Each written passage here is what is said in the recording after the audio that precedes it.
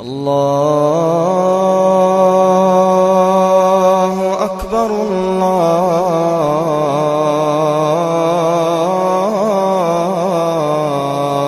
اکبر۔ نادر شاہ درانی، ہمارے پاکستانی ہندوستانی کہتے ہیں نادر شاہ درانی، ایرانی کہتے ہیں نادر شاہ افشاری۔ جانتے ہیں قبر کہاں ہے اس کی؟ کوئی بتائے گا؟ نجف میں نہیں ہے، اصفہان میں نہیں ہے۔ مشہد کس نے کہا؟ آپ نے کہا؟ زبردست زبردست۔ مشہد مقدس میں نادر شاہ درانی کی قبر ہے۔ نادر شاہ جب جو ہے وہ نادر شاہ بیسیکلی عبد القادر جیلانی کا ماننے والا تھا، غوث پاک جو آپ یعنی پاکستان میں غوث پاک، غوث اعظم 11ویں شریف والے۔ تو اس کی قبر پہ کیا کہا کہ بھی میں ہندوستان حملہ کرنے جا رہا ہوں، چانسز نہیں ہے میرے جیتنے کے، جو بچ کے واپس آئے گا نا وہ سب میں آپ کے مزار پہ چڑھا دوں گا، اگر جب ہار کے آؤں گا۔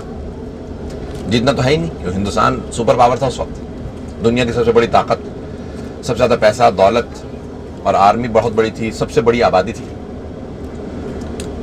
جب وہ جا رہا تھا بغداد سے زیارت کر، یعنی غوث کی زیارت کس نے؟ عبد القادر جیلانی کی، اور وہ پھر ایران سے ہوتا ہوا گیا، مشہد خراسان پہنچا۔ اس نے پوچھا یہ کس کی خبر ہے یہاں؟ تو لوگوں نے کہا یہاں پہ علی بن موسیٰ الرضا علیہ السلام شیعوں کے امام ہیں، اللہم صلی اللہ محمد وعلیہ، 8ویں امام کا روضہ۔ جب وہ مشہد پہنچا تو اس نے کہا بھی میں زیارت کرنا چاہتا ہوں اندر جا کے۔ وہ مانتا نہیں تھا 8ویں امام کو، شیعہ نہیں تھا۔ جب زیارت کی تو کہنے لگے بہت روب ہے ان کا۔ اس نے کہا اگر آپ واقعاً امام حق ہیں مجھے ہندوستان فتح کروا دیں، میں ہندوستان فتح کر لوں۔ اگر میں نے ہندوستان فتح کر لیا تو جو کچھ میں لوٹ کے لے کے آؤں گا میں سب یہاں چڑھا دوں گا۔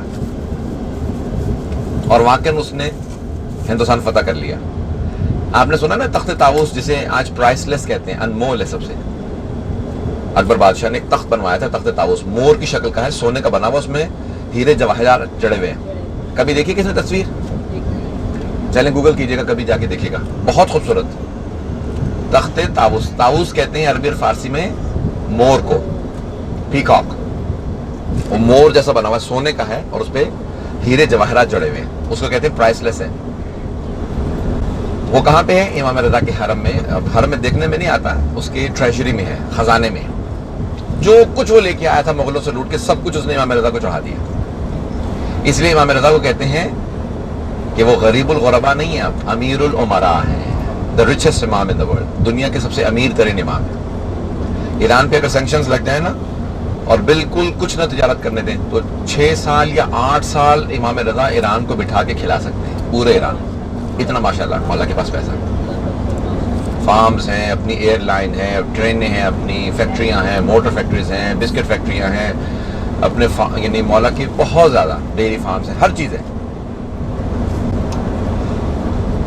تو ایک مرتبہ اس نے پھر وہ آیا عراق واپس، اس نے کہا بھی عبد القادر جیلانی میں تو سوچ رہا تھا میں ہار کے آؤں گا۔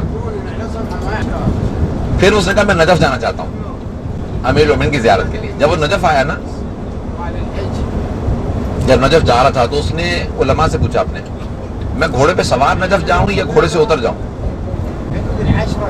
تو ایک وہابی عالم دین تھا، اس نے کہا کہ نہیں آپ گھوڑے پہ سوار جائیں، علی بھی بادشاہ تھے وہ مر گئے، آپ زندہ بادشاہ ہیں، آپ کو گھوڑے پہ جانا چاہیے۔